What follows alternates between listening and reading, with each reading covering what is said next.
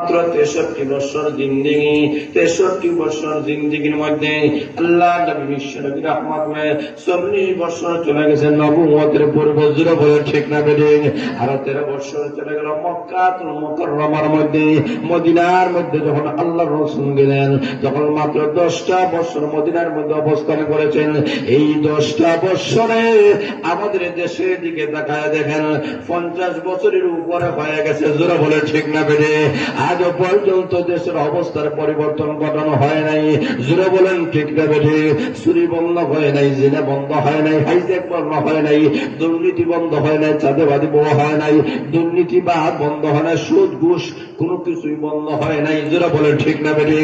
আমরা এমন দেশ উন্নত হয়েছে, দেশ এখন উন্নত হইতে হইতে সুদ আর ঘুষের বিরুদ্ধে কথা বলতে বলতে এখন দেখা যায় যিনি সুদের রাষ্ট্রনায়ক তাকেই আমাদের দেশের রাষ্ট্রপ্রধান বানাইয়াছে।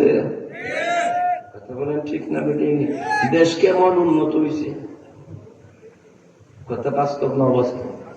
কথা বলেন বাস্তব না অবাস্তব? দেশ কেমন উন্নত হয়েছে? এই দেশের রাষ্ট্র পরিচালনা করার জন্য, প্রধান উপদেষ্টার জন্য বাংলাদেশের মানুষ আর কাউকে পায় নাই, একজন সুদকে বসাইয়া দিয়েছে। তোরা বলে ঠিক না ঠিক?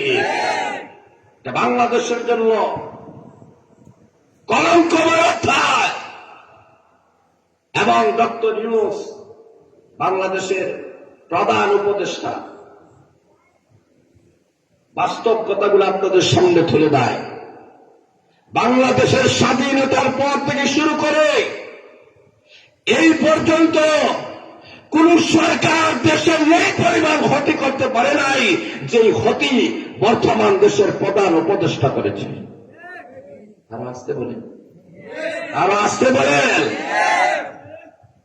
বুঝছে ঠিক না? না বুঝছে ঠিক আল্লাহ নাই। এখন বুঝাই দেয় বলে কিভাবে? একটু বুঝে। আরে ভাই, টাকা পয়সার উন্নতি তো আসল উন্নতি নয়, ধন সম্পদের উন্নতি আসল উন্নতি নয়, রোডের উন্নতি আসল উন্নতি নয়, রাস্তাঘাটের উন্নতি আসল উন্নতি নয়। আসল উন্নতি হয় চাকরি, সত্যিকার অর্থে মানুষ তৈরি হওয়ার উন্নতি। তোরা বলে ঠিক না ঠিক? এই বাংলাদেশ স্বাধীনতার পর থেকে অনেক সরকার এসেছেন, আওয়ামী লীগ আসলো, বিএনপিও আছে, জাতীয় পার্টি আছে, কিন্তু কোন সরকারের মধ্যে এই পরিমাণ ক্ষতি হয় নাই ডক্টর ইউনূসের মাধ্যমে যে ক্ষতি হয়েছে। এখন বুঝবেন না, আরো 50 বছর পরে আপনার প্রজন্মরা বুঝবে। কথা বলেন, কথা বলেন ঠিক না ঠিক? বলে কিভাবে?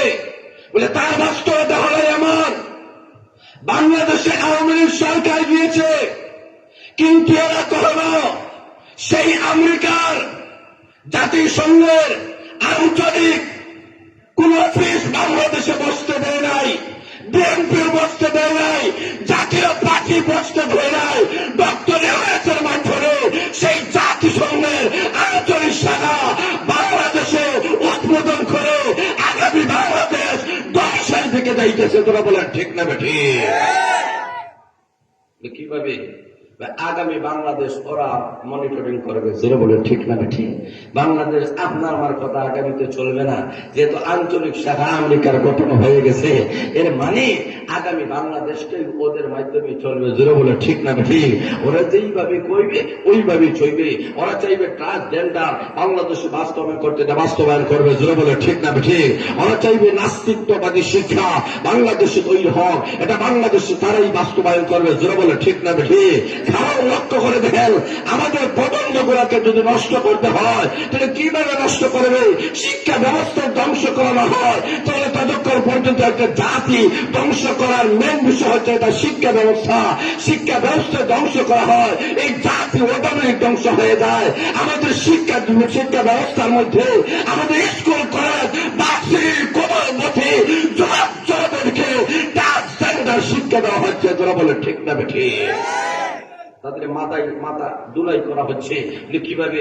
সারাদিন ছেলে, একটা ছেলে সারাদিন ঘুরে ফাঁকাই আইছে, রাত্রে ঘরে আসার পরে সে মনে মনে ভাবতেছে আমি মনে হয় মেয়ে হয়ে গেছি। এখন সে মেয়ে হয়ে গেছে। আরো জোরে বলেন। কোন ছেলে যদি মনে মনে ভাবে যে আমি মেয়ে হয়ে গেছি, তাহলে তাকে স্বাধীনতা দিতে হবে। সে যদি মেয়ে মনে করে তাকে মেয়ে হিসাবে মেনে নিতে হবে। কোন মেয়ে যদি মনে করে আমি ছেলে হয়ে গেছি, তাকে ছেলে হিসাবে মেনে নিতে হবে। এটাই হচ্ছে ট্রান্সজেন্ডার। যেটা বলে ঠিক না ঠিক? আল্লাহ রাব্বুল আলামিন কুদরতকে পরিবর্তন করতে চায়। আল্লাহ ডাক দিয়ে বলেন, না, ছেলে আমি আল্লাহ দিছি, মেয়ে আমি আল্লাহ দিছি। যেটা বলে ঠিক না ঠিক? তোমার মন চাইলেই একটা ছেলে মেয়ে হতে পারে না, মন চাইলে একটা মেয়ে কখনো ছেলে হতে পারে না। এই নাস্তিকবাদী শিক্ষা কারা তৈরি করতেছে, কারা বাংলাদেশে ঢুকাই দিচ্ছে?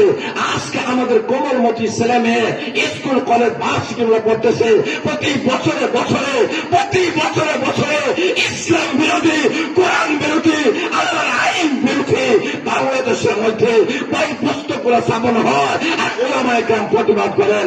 ওলামায়ে কেরাম যদি না থাকেন, বাংলাদেশের মানুষের অবস্থা খুব খারাপ হয়ে দাঁড়াবে। যারা বলে ঠিক না ঠিক? আমাদেরকে বুঝতে হবে এই যে জাতিসংঘের আঞ্চলিক শাখা বাংলাদেশে উদ্বোধন করার মাধ্যমে কি হয়েছে। উনি বলছেন, না, আমি সামান্য শর্তের মাধ্যমে, যে ওরা কিছুই কোন জিনিসের মধ্যে হস্তক্ষেপ করবে না, কিছু শর্ত সাপেক্ষের মাধ্যমে দিয়ে দিছি। ওনার কাছ থেকে অনুমতি নিয়েছে, উদ্বোধন করেছে। কথা বলে ঠিক না ঠিক? সামান্য শর্ত দিয়েছে। আগামী কোন সরকার যদি আসে, ওর কাছ থেকে আরো সামান্য নেবে। পরের বছর আরেকজন সরকার যদি আসে, ওনার কাছে আরো সামান্য নেবে। সামান্য নিতে আপনারা ইতিহাস তাকাইয়া দেখবেন যে পৃথিবীর যত জায়গার মধ্যে জাতিসংঘের আঞ্চলিক শাখা তৈরি হয়েছে, সেই দেশের দাঙ্গা হাঙ্গামা বন্ধ হয় নাই, সেই দেশের মানুষের মধ্যে মারামারি, দাঙ্গা হাঙ্গামা, অস্ত্রের যন্ত্রণানি বন্ধ হয় নাই। বাংলাদেশে আর সেই দিন বাকি নয় যেই দিন একজন মুসলমান আরেকজন মুসলমানকে হত্যা করবে। যারা বলে ঠিক না ঠিক? কারণ ভাইয়ের মধ্যে দ্বন্দ্ব সৃষ্টি করবে, একজন আরেকজনের প্রতি দ্বন্দ্ব সৃষ্টি করবে, ভাইয়ের প্রতি দ্বন্দ্ব সৃষ্টি করবে। কারণ এই শিক্ষাই তো তারা দিতেছে। যারা বলে ঠিক না ঠিক? তাহলে যেই কথাটা আপনাদের সামনে বলতে চাই, ভাইয়ার আসুন, শুধু দেশের উন্নতির দিকে তাকাইলে হবে না, আমাদের আত্মার যদি সংশোধন না হয়, যারা বলে ঠিক না ঠিক, শিক্ষার যদি উন্নতি না হয়, তাহলে লক্ষ্য করে দেখেন আজকে আমাদের শিক্ষা ব্যবস্থার দিকে লক্ষ্য করে দেখেন, শিক্ষা ব্যবস্থার মধ্যে যাদেরকে বসায় দেওয়া হয়েছে, প্রত্যেকটা নাস্তিক মুরতাদ। কথা বলে ঠিক না বেঠিক? কথা বলে ঠিক না বেঠিক? মুসলমান জাতিরা ওই জায়গায় ঘুমাই আছে, আর ওই জায়গায় শিক্ষা ব্যবস্থার বছরে এক একটা জিনিস তারা ঢুকায় দেয়, এক একটা জিনিস ঢুকায় দেয়। তখন ওলামায়ে কেরাম প্রতিবাদ করেন। তাহলে বোঝা গেল এই মাদ্রাসা যদি না থাকে, তাহলে প্রতিবাদ করার মানুষ থাকবে না। কথা বলে ঠিক লাগে ঠিক? মাদ্রাসা আসি বলেই ওরা প্রতিবাদ করে। ওরা যখন শিক্ষা দিতেছে যে মানুষ থেকে হয় নাই, মানুষ বানর থেকে হয়েছে, ডারউইন যে মতবাদ দিয়েছিল ওটা ওরা পড়াইতেছে, ওরা শিক্ষা দিতেছে যে মানুষ থেকে তৈরি হয় নাই, মানুষ বানর থেকে তৈরি হয়েছে। এই শিক্ষা যখন চালু করতে চেয়েছিল, তখন প্রতিবাদ করেছিল ওলামায়ে কেরামরা। যারা বলে ঠিক না ঠিক?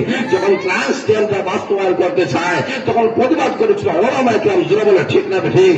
যখন জাতীয় নেতা মাথা চারা দিয়ে ওঠে, তখন প্রতিবাদ করেছিল ওলামায়ে কেরাম।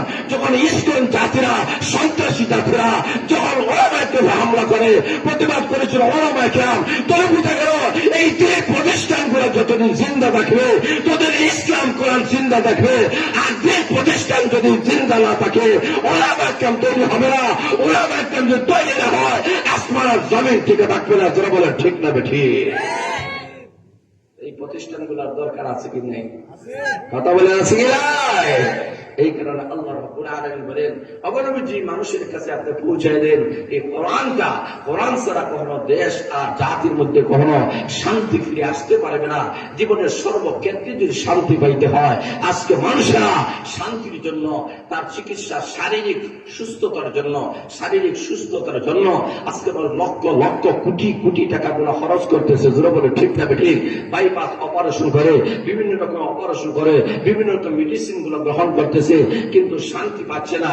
যেটা বলে ঠিক না বেঠিক? তাহলে লক্ষ্য করে দেখেন, আজকে শারীরিক সুস্থতার জন্য ডাক্তারখানায় যদি যাওয়ার প্রয়োজন হয়, ডাক্তারের যদি প্রয়োজন হয়, সঠিক ডাক্তারের কাছে যাওয়া লাগে। প্রত্যেকটা মানুষ রুহানি রোগের জন্য একজন চিকিৎসকের দরকার আছে কি নাই? কথা বলে আছে কি নাই? আমরা তো সেই অপেক্ষায় আছি। যেটা বলে ঠিক না বেঠিক? বলো না, ওলি ইবনে ওলি নাম শুনলে নামই বোঝা যায় উনি যে আল্লাহ ওলি। সুবহানাল্লাহ নাই মনে? যেটা বলে না সুবহানাল্লাহ। ওলিউর রহমান এর মানে কার ওলি? জোরে বলে না কার ওলি? আল্লাহর ওলি।